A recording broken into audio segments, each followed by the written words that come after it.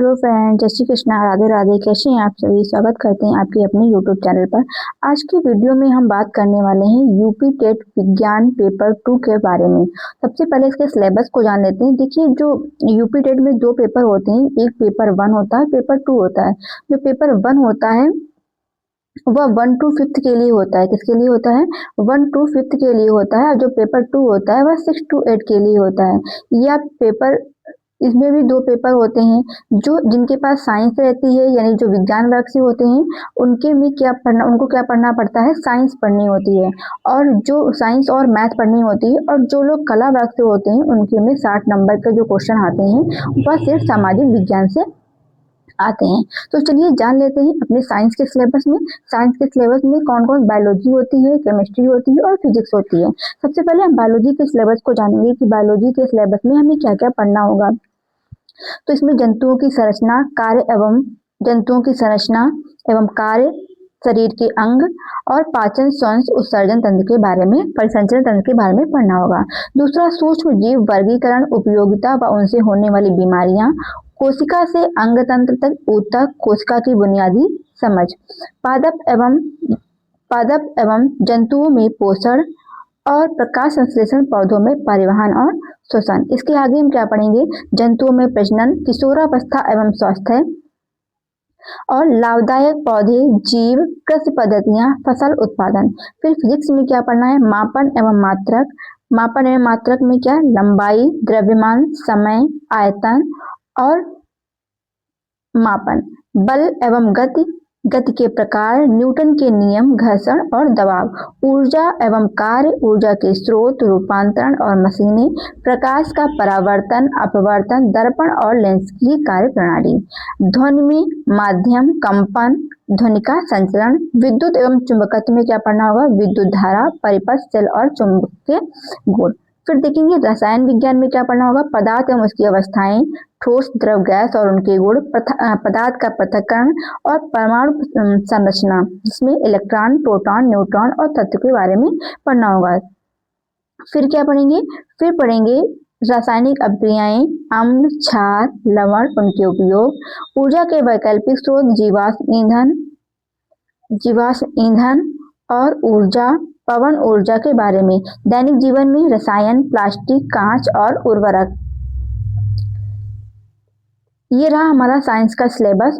और इसमें भी कुछ प्राकृतिक संसाधन, पर्यावरण जैसे जल एवं प्रदूषण, जल चक्र, वायु संरचना, ब्रह्मांड, सौरमंडल, उपग्रह, अंतरिक्ष, खनिज एवं धातु, अयस्क और धातुकर्ण की बुनियादी बातें। फिर इसमें जो साइंस की पेडागोजी आती है, इसमें क्या पूछा जाएगा? विज्ञान की प्रकृति और संरचना, विज्ञान के उद्देश्य और लक्ष्य, विज्ञान शिक्षण की विधियां, मूल्यांकन प्रणाली, शिक्षण प्रणाली। तो ये रहा हमारा साइंस का सिलेबस। शुरू करते हैं आज की क्लास, जिसमें हम बायोलॉजी के या मतलब साइंस के सभी पीवाईक्यू, जो इम्पोर्टेंट पीवाईक्यू हैं, वो क्वेश्चन करने वाले हैं। ये हमारी एक सीरीज चलेगी पीवाईक्यू की, जिसमें हम अभी तक होने वाले जितने भी पीवाईक्यू क्वेश्चन हैं वो सारे कवर करेंगे। तो पहला क्वेश्चन हमारा है, पौधों में जाइलम का मुख्य कार्य क्या होता है?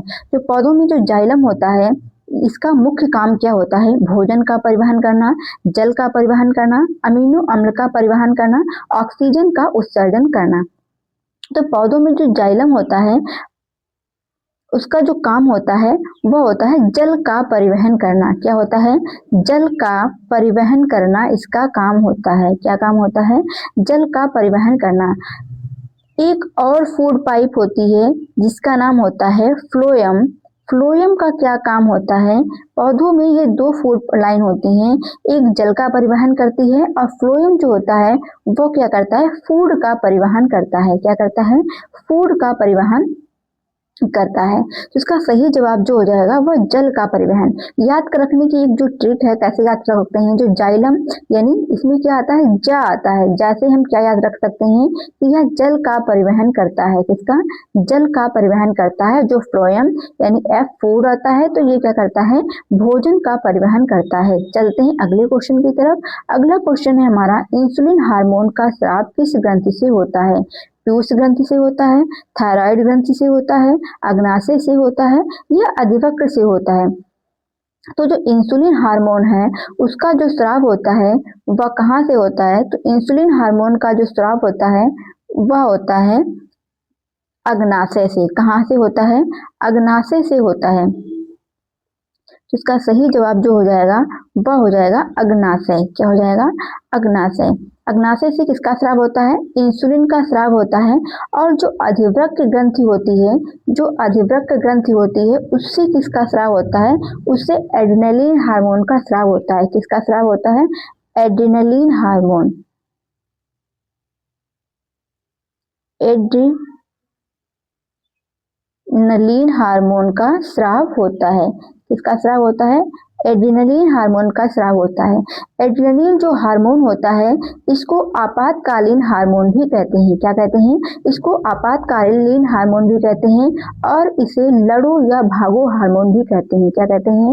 लड़ो या भागो हार्मोन कहते हैं। और इसे क्या कहते हैं? आपातकालीन हार्मोन कहते हैं। आपातकालीन हार्मोन भी इसे कहते हैं। चलते हैं अगले क्वेश्चन की तरफ। अगला क्वेश्चन है हमारा, कोशिका का पावर हाउस किसे कहा जाता है? राइबोसोम को, लाइसोसोम को, माइटोकॉन्ड्रिया को या गोल्गी को? तो जो कोशिका का पावर हाउस होता है, पावर हाउस का मतलब वहां से हमें क्या मिलती है? एनर्जी मिलती है, ऊर्जा मिलती है, उसी को हम पावर हाउस कहते हैं। तो जो हमारे शरीर में जो पावर हाउस, कोशिका का जो पावर हाउस होता है, वह क्या होता है? माइटोकॉन्ड्रिया होता है।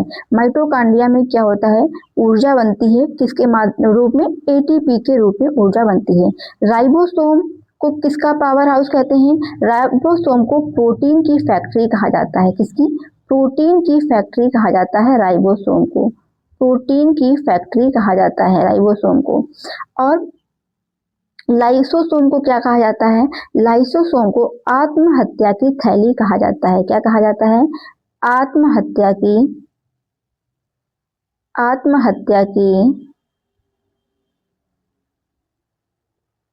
थैली कहा जाता है। क्या कहा जाता है? लाइसोसोम को आत्महत्या की थैली कहा जाता है। राइबोसोम को प्रोटीन फैक्ट्री कहा जाता है। लाइसोसोम को आत्महत्या की थैली कहा जाता है। और माइटोकॉन्ड्रिया को क्या कहा जाता है? कोशिका का पावर हाउस कहा जाता है। चलते हैं अपने अगले क्वेश्चन की तरफ। अगला क्वेश्चन हमारा होगा, ध्वनि की चाल सबसे अधिक किस माध्यम में होती है? तो किस माध्यम में ध्वनि की चाल सबसे अधिक होती है? निर्वात में होती है, गैस में होती है, द्रव में होती है या ठोस में होती है? तो इसका सही जवाब क्या हो जाएगा? जो ध्वनि की चाल सबसे अधिक होती है वह ठोस में होती है। क्यों ठोस में होती है? क्योंकि इसमें जो अणु होते हैं वो बहुत पास पास होते हैं, जिससे कंपन क्या होता है? इसमें तेजी से होता है, जिससे ध्वनि की आवाज भी बहुत तेज ठोस में ही सुनाई देती है। चलते हैं अगले क्वेश्चन में। अगला क्वेश्चन है, निकट दृष्टि दोष को दूर करने के लिए किस लेंस का प्रयोग किया जाता है? उत्तल लेंस का, अवतल लेंस का, बेलनाकार लेंस का या द्विफोकसी लेंस का? देखिए, जो निकट दृष्टि दोष होता है, इसमें होता क्या है? जो निकट दृष्टि दोष होता है, इसमें ये होता है कि इसमें पास की जो वस्तुएं होती हैं, जो निकट की वस्तुएं होती हैं, वो तो हमें सही से दिखाई देती हैं। जो निकट दृष्टि दोष होता है, इसमें क्या होता है? जो पास की वस्तुएं होती हैं वो तो हमें साफ दिखाई देती हैं, लेकिन जो दूर की वस्तुएं होती हैं वो हमें साफ नहीं दिखाई देती हैं। तो इसमें किस लेंस का उपयोग करेंगे? उत्तल लेंस का करेंगे, अवतल लेंस का करेंगे या बेलनाकार लेंस का करेंगे? तो इसका सही जवाब हो जाएगा अवतल लेंस का इसमें उपयोग करते हैं। अवतल लेंस का उपयोग इसमें किया जाता है। अवतल लेंस निकट दृष्टि दोष में पास का दिखता है, दूर का नहीं। अवतल से हम याद रख सकते हैं, अवतल 4 अक्षर हैं, ऐसे ही बड़े शब्द निकट 3 अक्षर के लिए उत्तल, अवतल। और उत्तल दर्पण में 3 अक्षर हैं, इसको छोटे यानी दूर देखने के लिए किसका उपयोग करते हैं? उत्तल लेंस का उपयोग करते हैं। जब दूर दृष्टि दोष पूछा जाएगा, यानी दूर दृष्टि दोष में किसका उपयोग करते हैं? तो उत्तल लेंस का। और निकट दृष्टि दोष में किसका उपयोग करते हैं? अवतल दर्पण का उपयोग करते हैं। चलते हैं अगले क्वेश्चन की तरफ। कार्य का मात्रक क्या होता है? वाट होता है, न्यूटन होता है, जूल होता है या पास्कल होता है? तो कार्य का जो मात्रक होता है वह होता है जूल। क्या मात्रक होता है कार्य का? कार्य का मात्रक जूल होता है। पास्कल किसका मात्रक होता है? पास्कल दाब का मात्रक होता है, दाब का मात्रक होता है। और वाट किसका मात्रक होता है? वाट शक्ति का मात्रक होता है। माफ करिएगा, ये पेन थोड़ा छोड़ छोड़ के चल रहा है, 1 मिनट रुकिए। शक्ति का मात्रक होता है और कार्य का मात्रक जूल होता है। पास्कल किसका मात्रक होता है? दाब का मात्रक होता है। चलते हैं अगले क्वेश्चन की तरफ। एलपीजी गैस का मुख्य घटक क्या है? मीथेन है, एथेन है, प्यूपेन एवं प्रोपेन है, ब्यूटेन एवं प्रोपेन है या हाइड्रोजन है? तो इसका सही जवाब हो जाएगा जो एलपीजी गैस होती है उसका जो मुख्य घटक होता है वह क्या होता है? वह होता है ब्यूटेन एवं प्रोपेन होता है। जो एलपीजी गैस होती है इसमें गंध के लिए एथिल मरकैप्टन मिलाया जाता है, जिससे अगर गैस लीक होती है तो उसकी महक से, उसकी गंध से हम पता लगाया जा सकता है कि गैस लीक हो रही है। कौन सा गंध के लिए क्या मिलाया जाता है? इसमें एथिल मरकैप्टन मिलाया जाता है। चलते हैं अगले क्वेश्चन की तरफ। अगला क्वेश्चन है पीतल किन धातुओं का मिश्रण है? तांबा और टिन, तांबा और जस्ता, जस्ता और लोहा, तांबा और निकेल। जो पीतल को हम एक ट्रिक से याद रख सकते हैं, यह किन धातुओं का मिश्रण है? तो पीतल में पिताजी पासे क्या हो जाएगा? पीतल। और किन दो धातुओं का मिश्रण है? तो ता से हो जाएगा तांबा और जा से हो जाएगा जस्ता। क्या हो जाएगा? जस्ता। जो पीतल है वह किन दो धातुओं का मिश्रण है? वह तांबा और जस्ता का मिश्रण है। तो इसका ऑप्शन नंबर जो बी होगा वह सही हो जाएगा। चलते अगले क्वेश्चन की तरफ। शुद्ध जल का पीएच मान कितना होता है? तो जो शुद्ध जल होता है उसका जो पीएच मान होता है वह 7 होता है। शुद्ध जल का जो पीएच मान होता है वह कितना होता है? 7 होता है। 7 जो मान होता है ये क्या होता है? उदासीन होता है। क्या होता है? उदासीन होता है। ये ना ही अम्ल होता है और ना ही क्षार होता है। अब यहाँ से 1 से लेकर के 7 तक ये क्या हो जाएगा? अम्ल हो जाएगा। और 7 से जो ऊपर 14 तक जो वैल्यू होती है ये क्या हो जाएगी? क्षार हो जाएगी। 7 से नीचे अगर किसी की पीएच वैल्यू है तो वो क्या हो जाएगा? अम्लीय हो जाएगा।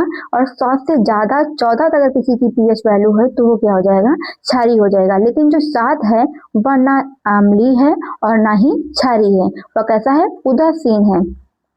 यानी जो हमारा शुद्ध जल होता है वो ना ही अम्लीय होता है और ना ही क्षारीय होता है। चलते हैं अगले क्वेश्चन की तरफ। भोर का तारा किस ग्रह को कहा जाता है? तो भोर का तारा किस ग्रह को कहा जाता है? भोर का तारा कहा जाता है शुक्र ग्रह को। किसको कहा जाता है? शुक्र ग्रह को कहा जाता है भोर का तारा। और इसे क्या क्या कहा जाता है? शुक्र ग्रह को। यह सौर मंडल का सबसे कैसा ग्रह है? गर्म ग्रह है और इसे पृथ्वी की जुड़वा बहन भी कहा जाता है। भोर का तारा भी शुक्र ग्रह को कहा जाता है और यह सबसे गर्म ग्रह है और इसे पृथ्वी की जुड़वा बहन भी कहा जाता है। आज के वीडियो में इतने ही क्वेश्चन थे। अगर आपको हमारी क्लास थोड़ी भी पसंद आती हो, थोड़ी भी अच्छी लगती हो, अगर कुछ इसमें सुधार की जरूरत हो तो भी आप कमेंट में जरूर बताइएगा और क्लास को शेयर कर दीजिए, चैनल को सब्सक्राइब कर दीजिए, वीडियो को लाइक कर दीजिएगा। और ऐसे ही मिलेंगे पीवाईक्यू की अगली सीरीज में और अगली क्लास में। चलते मिलते हैं अगली क्लास में, तब तक के लिए जय हिंद, जय भारत।